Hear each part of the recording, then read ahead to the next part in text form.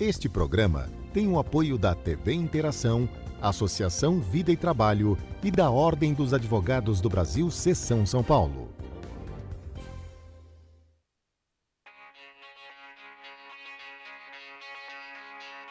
A limpeza urbana representa, em média, a terceira maior despesa dos municípios brasileiros, ficando atrás apenas da saúde e da educação. Mesmo assim, muitas cidades ainda não têm serviço de limpeza urbanos adequados. E quando os resíduos não são tratados de maneira correta, a contaminação do meio ambiente e da população é certa. Mas como saber se a sua cidade está tratando de maneira correta o lixo? Com o objetivo de avaliar o grau de adesão de uma cidade às metas da Política Nacional de Resíduos Sólidos, o CELUR e a PwC criaram o Índice de Sustentabilidade de Limpeza Urbana. Esse índice é a ferramenta que acompanha a evolução dos resultados, do planejamento financeiro e das metas das gestões municipais.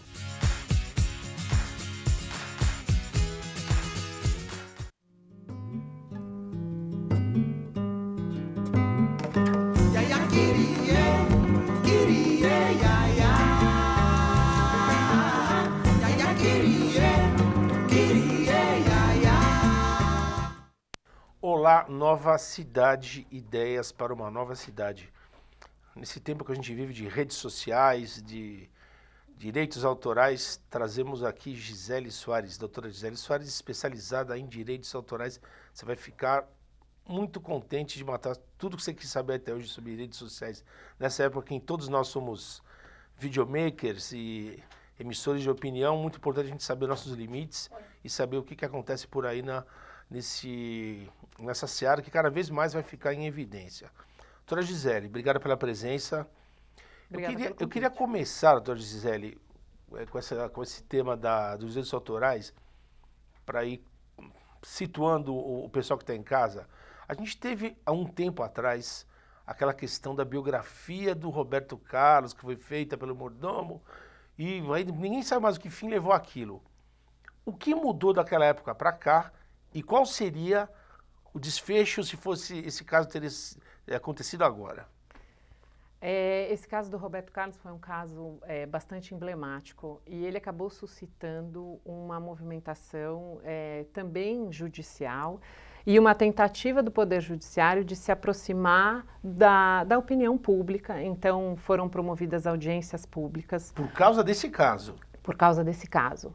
E houve o julgamento de uma ação direta de inconstitucionalidade, havia uma discussão específica, porque são 2 artigos do Código Civil que tratam justamente da exposição da imagem, da voz e de como essa exploração da vida das pessoas pode ser feita com ou sem fins comerciais. Então, essa discussão, houve uma série de manifestações de especialistas, de artistas, pessoas pró e contra a biografia não autorizada. Isso não é uma discussão limitada ao Brasil, houve uma discussão no mundo todo. Angelina Jolie também questionou a biografia dela não autorizada. Porque as pessoas, infelizmente, acabam tendo um interesse de saber o que não foi divulgado, aquilo que não é de interesse da pessoa biografada que seja publicizado.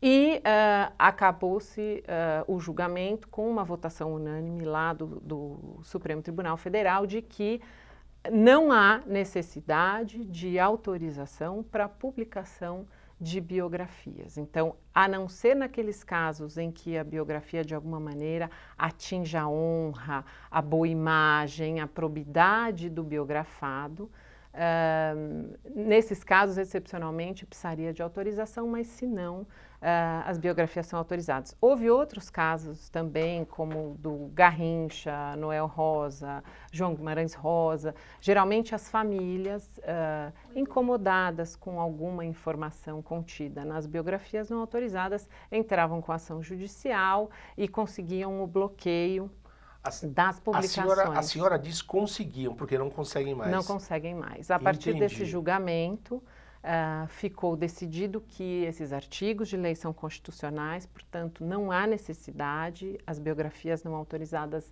elas podem ser publicadas desde que não haja no seu conteúdo algo que realmente vá ferir a honra ou a imagem do biografado. Mesmo assim, doutora Gisele, isso é uma coisa que também ela é sujeita assim, a a dúvida, porque, por exemplo, o que é uma coisa que denigre, se a pessoa, se o biógrafo, ele se baseia nos fatos reais, o que seria uma coisa que denigre a imagem? Pois é. Por exemplo, deixa eu te perguntar, eu decido fazer a biografia de uma cantora, qualquer uma que seja aí, só que eu descubro que ela trabalhou numa casa de prostituição, vamos lá, um caso bem pesado, eu publico, olha, tal cantora trabalhou, e aí? A família dela pode me acionar? Não é um fato inverídico, né? Então, em tese, não haveria nenhum ilícito nisso. Mas é justamente a interpretação do que é invasão da intimidade ou da privacidade que, justamente nesses casos, causa essa dificuldade de saber qual é o limite. Por exemplo, uma discussão que se tem hoje no meio jurídico é: existe ainda direito à privacidade?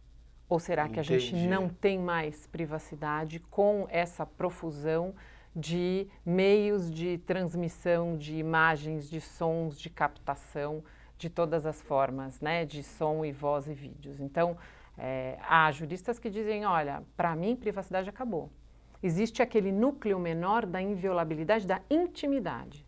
Mas a privacidade, especialmente das pessoas ditas públicas, ou seja, pessoas que têm uma vida que desperta o interesse do geral, do público, essas pessoas não teriam mais privacidade ou teriam uma privacidade muito mitigada. Né? Doutora Gisele, estou vendo que esse tema aqui já dá para uns 20 programas. Deixa eu falar uma coisa para a senhora. Todo mundo hoje tem o seu perfil no Facebook, quiçá um canal no YouTube amanhã e um perfil no Instagram. Isso. Eu sei que é uma coisa muito complicada isso aí, que a senhora vive o dia a dia. Mas vamos lá, eu faço meu canal lá no YouTube, no Facebook. Eu quero, como é que está a situação hoje? O que eu posso colocar uma música do Gilberto Gil lá, do Caetano Veloso? Como é que funciona isso? A lei de direito autoral, ela não distingue o meio e sim qual é a finalidade do uso da música para efeitos de cobrança ou não, de dever ou não de pagamento de royalties, né? Então, a gente teria aí que olhar primeiro se essa música é uma música que ainda goza de proteção de direito autoral ou se ela já caiu em domínio público, né? Traduzindo para o pessoal, o que é uma música que caiu em domínio público? A música que caiu em domínio público é aquela música cujo autor faleceu e por 70 anos após o seu falecimento ela ainda tem a proteção, né? Então é muito comum todo começo de ano haver uma lista das músicas que vão cair em domínio público, porque essa regra vale para o ano seguinte aos 70 anos do falecimento, né? Entendi. Então, no mundo todo isso também é muito parecido, entre 50 e 70 anos pós-morte do autor. Então, essa música cai em domínio público porque é do interesse público, é do interesse das pessoas utilizarem e perpetuarem a existência dessas músicas. Antes disso, há um dever de pagamento?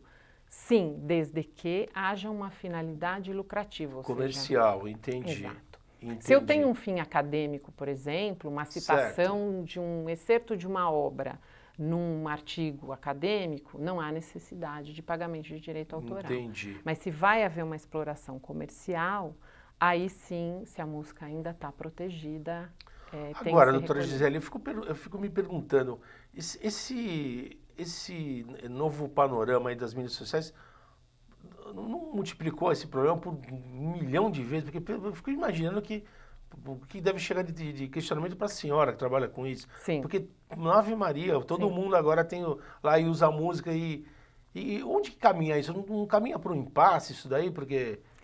Caminha para a necessidade de uma decisão muito mais cooperativa do que de uma imposição legal, porque a verdade é que a lei ela sempre está alguns passos atrás do avanço da sociedade. Quando a gente tinha uma sociedade sem tanta tecnologia, ela evoluía a passos mais lentos, então a lei conseguia acompanhar essa evolução. Hoje, com a tecnologia, é muito difícil de regular. Então, como regular isso?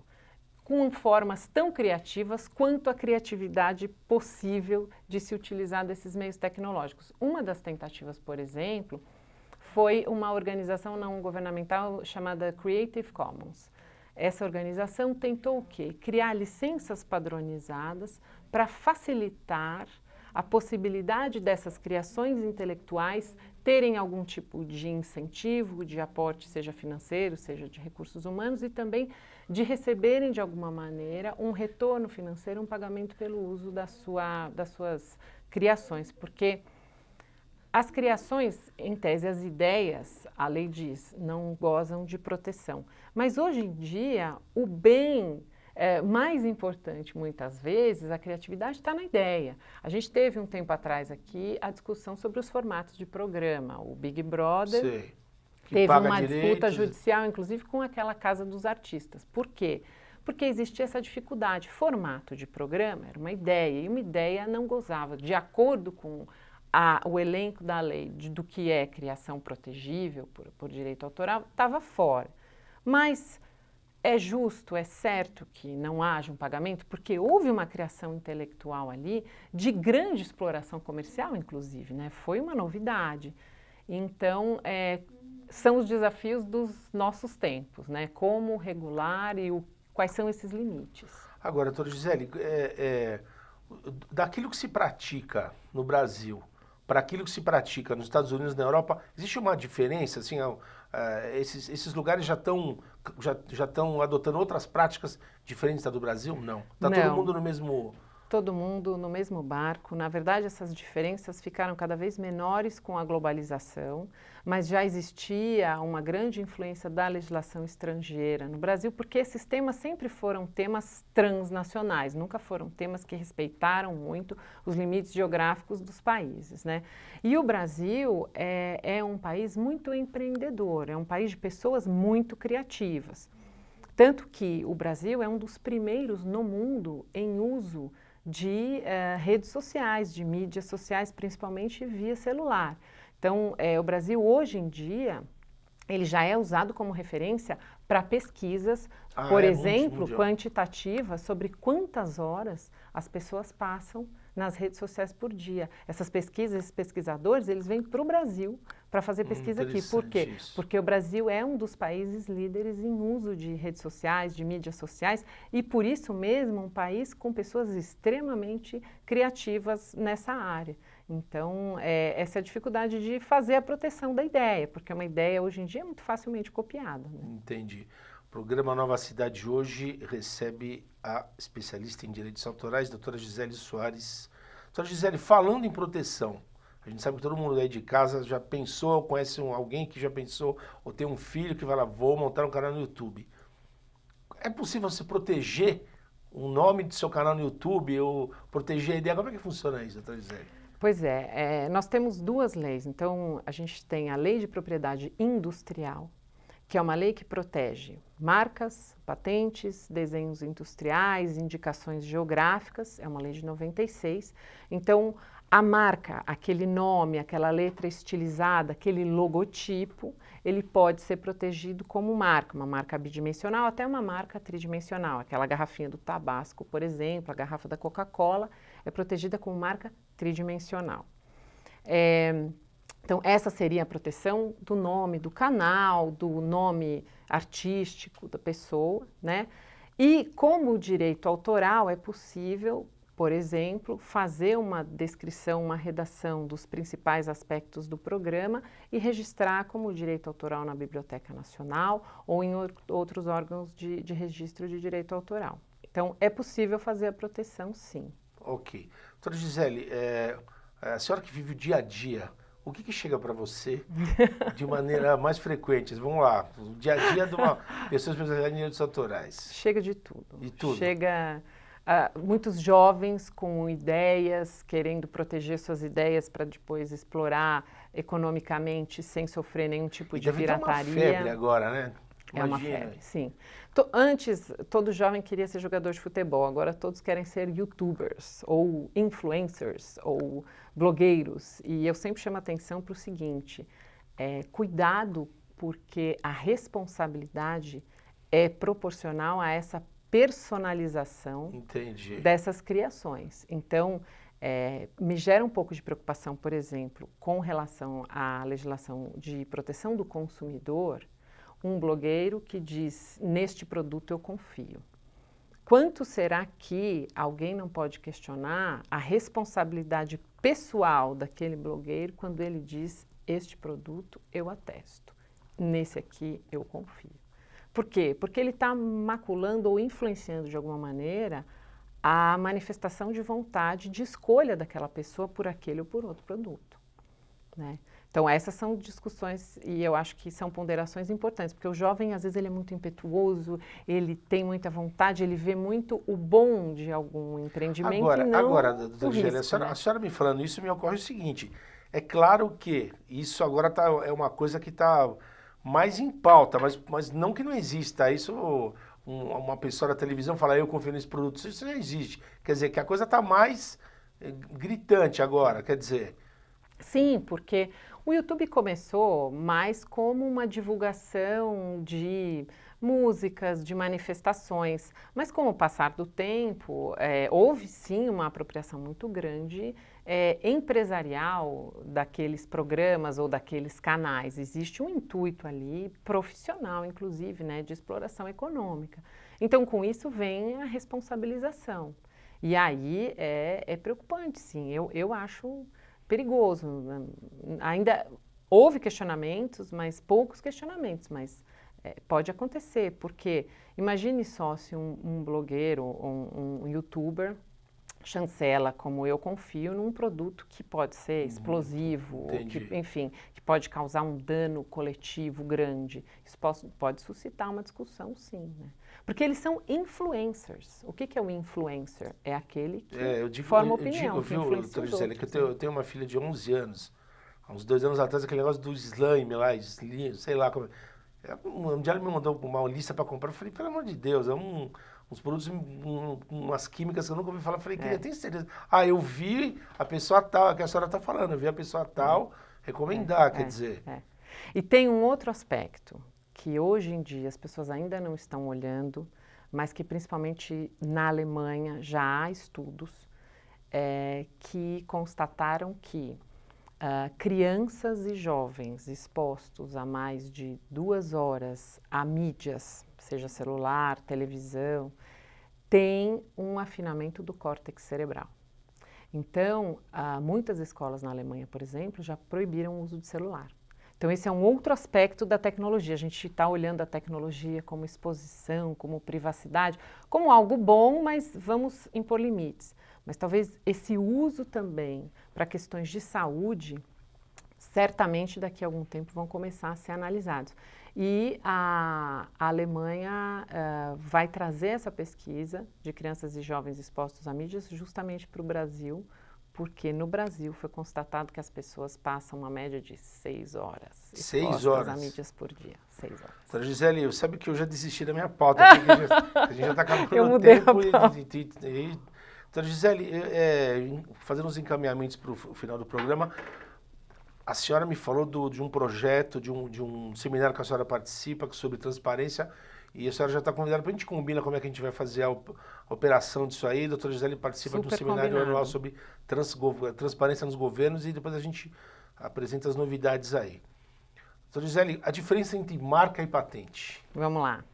Marca, então, é o nome, a letra, o logotipo. A patente é a invenção que pode ser produzida industrialmente e que cria algum tipo de benefício, além do que a gente chama estado da arte. Então, por exemplo, eu inventar uma máquina nova que não existia usando vapor para limpeza.